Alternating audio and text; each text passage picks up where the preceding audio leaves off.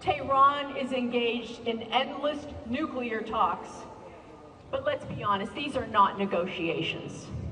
They're delay tactics, designed to buy time and inch them closer to nuclear weapons capability. Every day of delay, every concession brings the world closer to a nuclear-armed theocracy. And that's not just a threat to the Iranian people. This is a regional and global threat to our peace and security. The international community must stop rewarding this regime for its lies.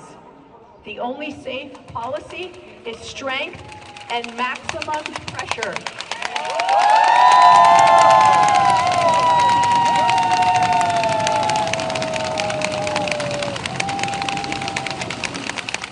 Now let me address another danger, the illusion of false alternatives. Some seek to revive failed monarchies of the past. Reza Pahlavi presents himself as a future leader, but let's examine his so-called roadmap. His plan is a plan for dictatorship, dressed in modern slogans, centralized power in one man, no elections, no accountability. This is not democracy, it's dictatorship. The Iranian people have already rejected both the Shah and the mullahs. They will not go backward.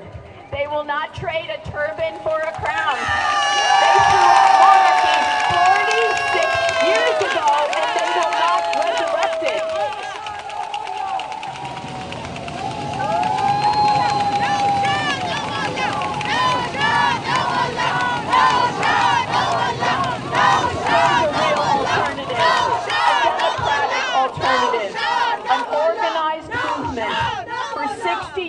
The MEK has stood firm against both tyrannies, the Shah and the mullahs. It was the MEK that first exposed Tehran's secret nuclear weapons program. And without their courage, the world might never have known what the mullahs were up to. Those revelations led to international sanctions and pressure that the regime still fears today.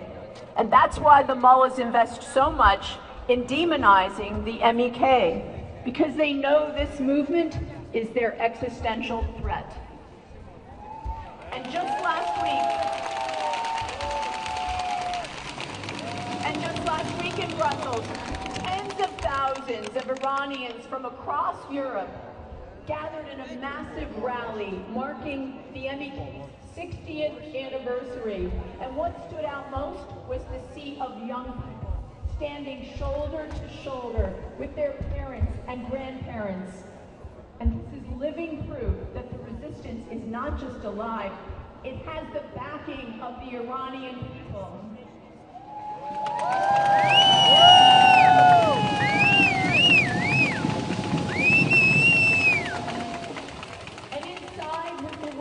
Resistance units, brave young men and women affiliated with the MEK, are expanding their activities in every city.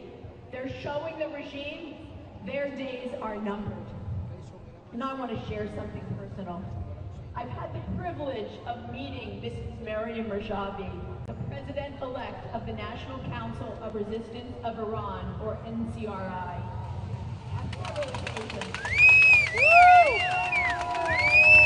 Each time I come away deeply impressed by her unwavering commitment, her sacrifice, and her leadership. One thing that inspires me is her elevation of women into the highest ranks of the resistance. In a region where women are often marginalized, she has made them central to her fight for freedom. And I wholeheartedly support her 10-point plan for a democratic, secular, and non-nuclear republic in Iran.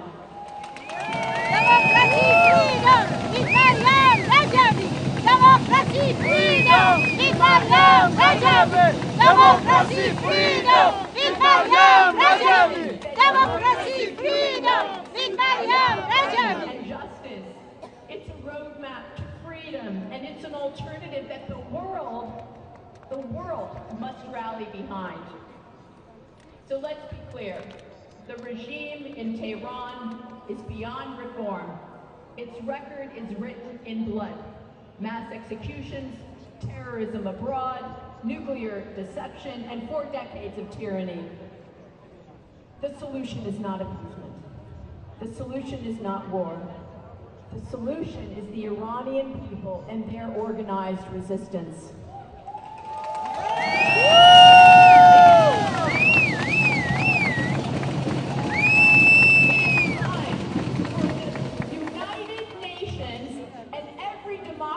Around the world to hold the regime accountable for crimes against humanity. It is time to demand a halt to the executions, especially for political prisoners. It is time to trigger snap-back sanctions on Tehran's nuclear program. And most of all, it is time to recognize the right of the Iranian people to overthrow this tyranny and establish a free, democratic, and secular Iran.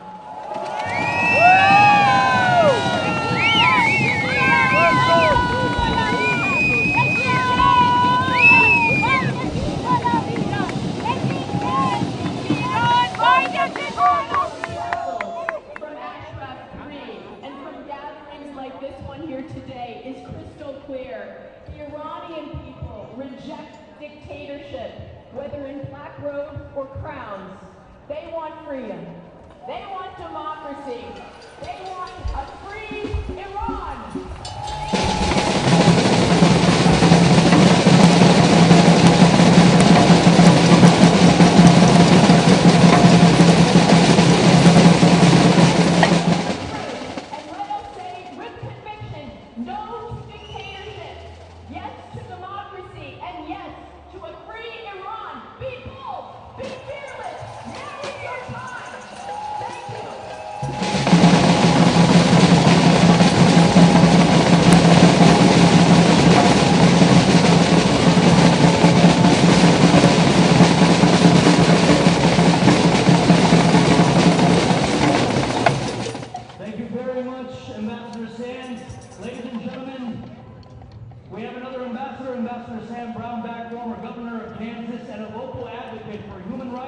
And religious freedom, served as ambassador at large for international religious freedom, and as senator, he championed the Iran Democracy Act and the Iran Democratic Transition Act.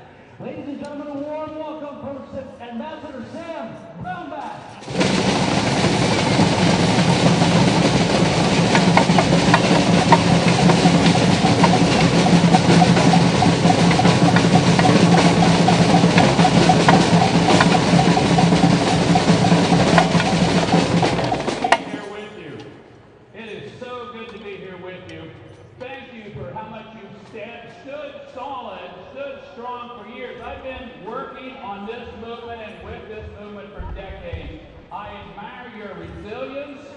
Your strength, you've stayed with it, you've not given up hope, and now, to use a football term, we're in the red zone. It's time to push into victory. Push into victory.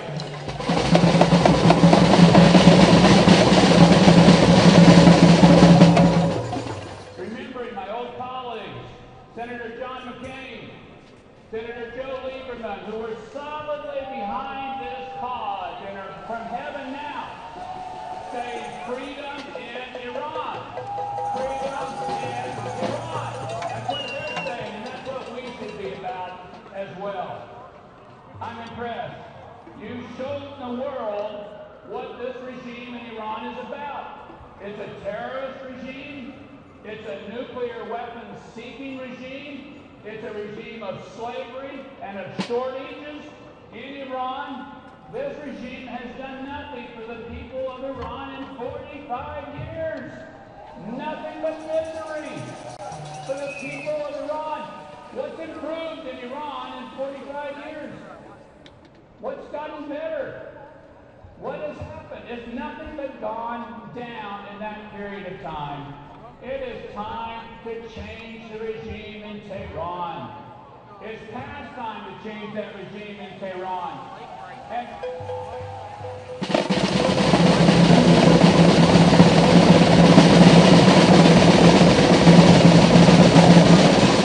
empty promises by the mullahs and the Ayatollah towards the world community. They've given empty promises. They've tried to beguile the world for years. They haven't met any of these promises. They've been nothing but suffering for the people of Iran. It's time for this regime to change, for there to be regime change in Tehran.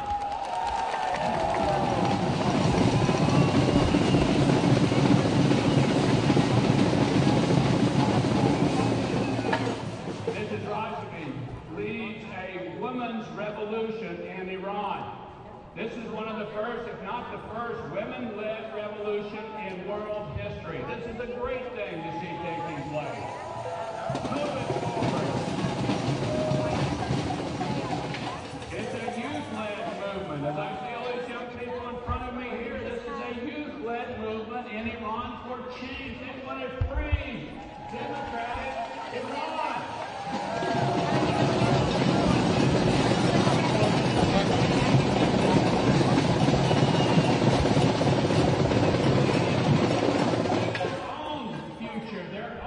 Pick their own leaders.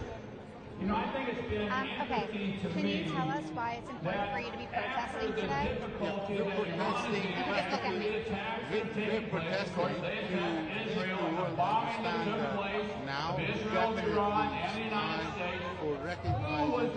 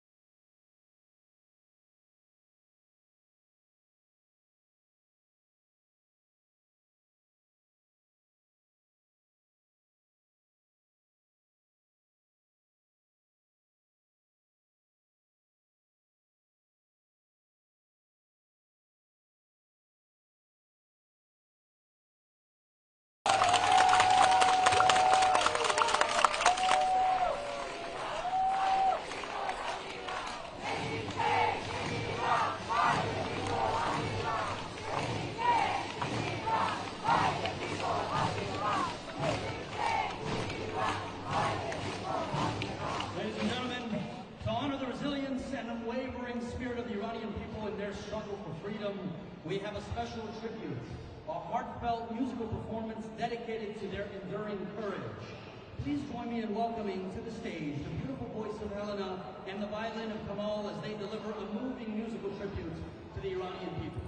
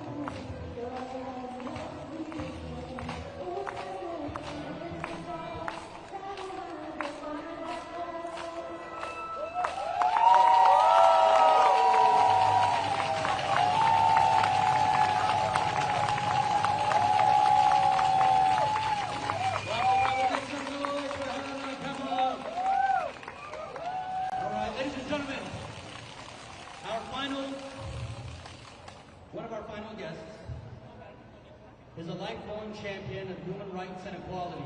As former director of the White House Office of Public Liaison, she has been a powerful voice for the Iranian people, standing with the Iranian resistance and exposing the regime's misogynistic nature. Please help me in giving a warm welcome to Mrs. Linda Chavez.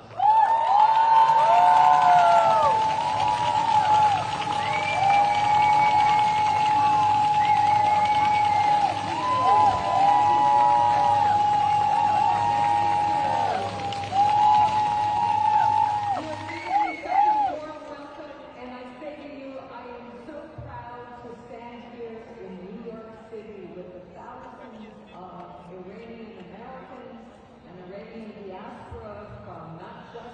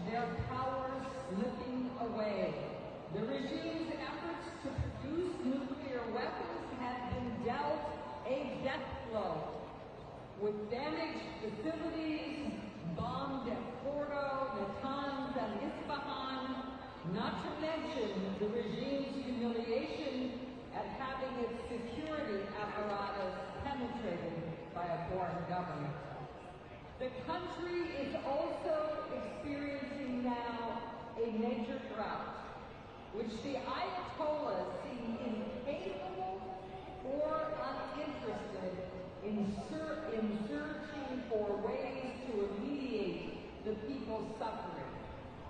The regime spends far more time